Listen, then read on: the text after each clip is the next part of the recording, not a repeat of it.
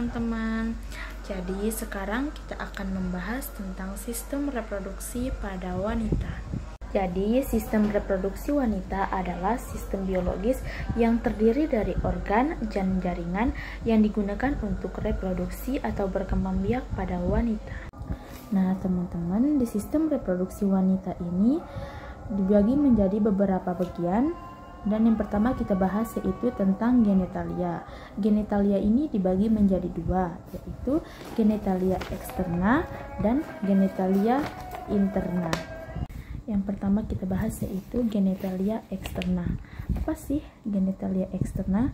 Jadi genitalia eksterna yaitu alat kelamin yang tampak dari luar, yang terdiri dari mons pubis, uretra, himen, labia minora, labia mayora, klitoris, dan anus.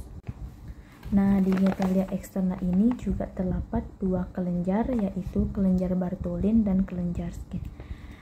Kelenjar Bartholin terletak di sisi vagina yang berfungsi untuk melumasi vagina, sedangkan kelenjar Skin terletak di samping uretra yang berfungsi untuk menghasilkan selaput lendir. Selanjutnya kita akan membahas tentang genitalia interna. Apa sih genitalia interna? Jadi genitalia interna yaitu alat kelamin yang tidak tampak dari luar, yang artinya dia berada di dalam. Jadi di genitalia interna yaitu terdiri dari uterus atau biasanya disebut rahim. Di sini tempat disimpannya sel telur yang sudah dibuahi sehingga menjadi janin atau sampai siap untuk dilahirkan. Di sini lagi ada ovarium. Di ovarium ini tempat terbentuknya sel telur dan hormon seksual pada wanita seperti hormon estrogen dan hormon progesteron. Selanjutnya ada tuba Fallopi yang berfungsi sebagai jalur sel telur dari ovarium menuju ke uterus saat terjadinya ovulasi. Di ovarium ini juga terjadi pertemuan antara sel telur dan sel sperma. Lalu selanjutnya ada serviks. Di serviks ini dapat membentuk selaput lendir. Selaput lendir tersebut berfungsi untuk membantu sperma masuk melalui vagina. Jadi pelvis dibagi menjadi dua, yaitu pelvis mayor dan pelvis minor. Pelvis mayor biasanya disebut dengan valve pelvis yang terletak di atas linea terminalis yang berfungsi untuk menyongkong organ abdomen, sedangkan pelvis minor terletak di bagian bawah linea terminalis yang berfungsi sebagai penyokong organ reproduksi. Jadi sekarang saya akan membahas tulang panggul yang secara garis besar terdiri dari 4 bagian, yaitu 2 tulang koksae, 1 tulang sakrum, dan 1 tulang koksigis. Di tulang koksae dibagi menjadi 3, yaitu ilium, isium, dan pubis. Di ilium terdiri dari beberapa bagian, yaitu yang tebal namanya crista iliaca, yang paling ujung spina iliaca, yang paling depan namanya spina iliaca anterior superior, dan di belakang namanya spina iliaca anterior inferior. Dan yang di sini namanya spina iliaca posterior superior, dan yang belakang namanya spina iliaca posterior inferior.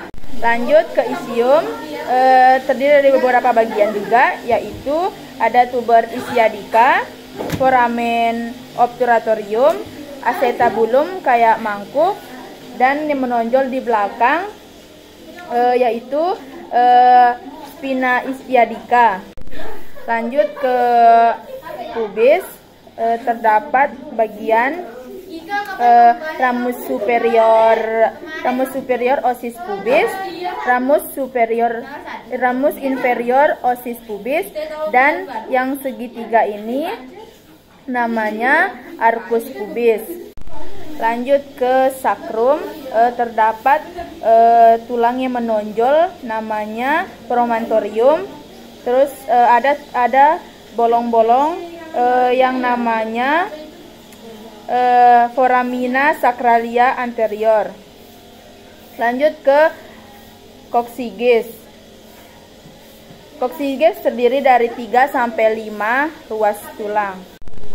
Selanjutnya ada articulatio sacroiliaca yang menghubungkan antara tulang ilium dengan tulang sakrum. Terus ada articulatio coccygeus yang menghubungkan antara tulang sakrum dengan tulang coccyges. Dan yang terakhir ada articulatio symphysis pubis. Jadi selanjutnya kita akan membahas tentang ligamen. Yang pertama itu ada ligamentum sacroiliaca. Nah, posisinya ligamentum sacroiliaca ini berada di permukaan belakang sakrum ke tulang ilium. Yang selanjutnya ada ligamentum sacrospinosum. Jadi letaknya itu di tulang sakrum ke spina ischiadica. Selanjutnya ada ligamentum sacrotumerosum, letaknya di tulang sakrum ke tumerosis ischiadica.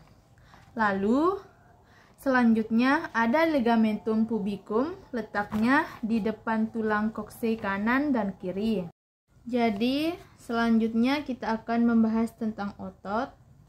Dasar panggul yang pertama namanya musculus spinator ani externum, lalu musculus bulbocarpernus. Nah, itu yang melingkari vagina. Lalu ada musculus sternea transversus superficialis, ada otot yang melingkari vagina bagian tengah.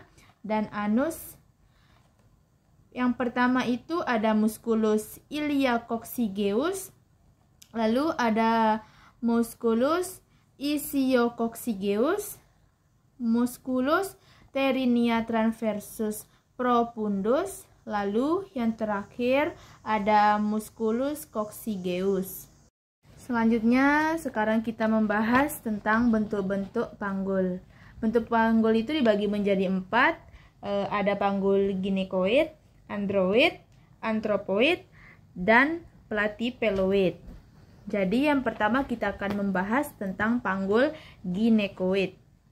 Panggul ginekoid ini hampir seperti lingkaran. Bentuk panggul seperti inilah yang paling banyak ditemukan dan 41% wanita memiliki panggul seperti ini. Di panggul jenis ginekoid ini, spina ischiadicanya tumpul dan tidak menonjol serta arcopubisnya membulat. Selanjutnya yang kedua kita akan membahas panggul android. Jadi bentuk panggul android ini hampir sama bentuknya dengan hati. Sakrumnya itu cenderung datar, tidak melengkung, serta spina ischiadicanya menonjol. 33% pria memiliki bentuk panggul seperti ini. Jika pada wanita, bentuk panggul seperti ini bisa mempersulit jalan persalinannya. Nah, selanjutnya kita akan membahas bentuk panggul antropoid. Nah, bentuk panggul ini berbentuk lebih mirip ke segitiga. Lalu diameter transversalnya besar, ada di bagian posterior dekat sakrum, dan spina ischiadicanya itu tidak menonjol. Membentuk panggul seperti ini tidak banyak ditemukan pada laki-laki. Jika terdapat pada wanita, panggul seperti ini biasanya pada wanita yang memiliki badan yang tinggi besar dan memiliki tungkai panjang. Dan terakhir kita akan membahas bentuk panggul platypeloid. Bentuk panggul platypeloid ini hampir mirip dengan oval, hampir mirip dengan oval. Lalu diameter transversalnya lebih besar. Anterior posteriornya bentuk sakrumnya cenderung mendatar. Bentuk panggul seperti ini jarang ditemukan baik itu pada wanita maupun pada laki-laki. Selanjutnya kita akan membahas pemeriksaan panggul luar. Pertama-tama, apa sih tujuan dari pemeriksaan panggul luar itu? Tujuannya yaitu untuk menilai keadaan apakah bentuk panggul, apakah ada masalah atau keadaan yang dapat memperhambat jalannya persalinan. Jadi pemeriksaan panggul itu ada 4 tahap. Yang pertama adalah pemeriksaan distansia spinarum, lalu distansia cristarum, lalu conjugata eksternal, dan pemeriksaan lingkar pinggang. Nah, yang pertama akan kita bahas distansia spinarum. Nah, distansia spinarum ini adalah pemeriksaan pada iliaka superior inferior. Jarak normal distansia spinarum ini adalah 23 sampai 26 cm. Selanjutnya ada distansia cristarum. Jadi pemeriksaan distansia cristarum ini pemeriksaan di bagian crista iliaca dextra dan sinistra. Nah, jarak normal dari distansia cristarum ini 26 sampai 29 cm. Selanjutnya ada conjugata eksternal. Nah, pemeriksaan conjugata eksternal ini dari ujung fisis pubis dan ujung symphysis spinosus, ruas tulang rumbal kelima. Nah, jarak normal dari conjugata eksternal ini 18 sampai 20 cm. Nah, yang terakhir ada pemeriksaan lingkar panggul. Pemeriksaan lingkar panggul ini dari atas symphysis pubis, pertengahan antara spina iliaca anterior superior dan antramerior sepihak melingkari keseluruhan panggul. Normalnya dari lingkar panggul ini yaitu 80 sampai 90 cm. Mungkin ini saja yang dapat saya sampaikan tentang sistem reproduksi wanita ini. Mohon maaf bila ada salah dan kekurangannya. Sekian, terima kasih. Wassalamualaikum warahmatullahi wabarakatuh.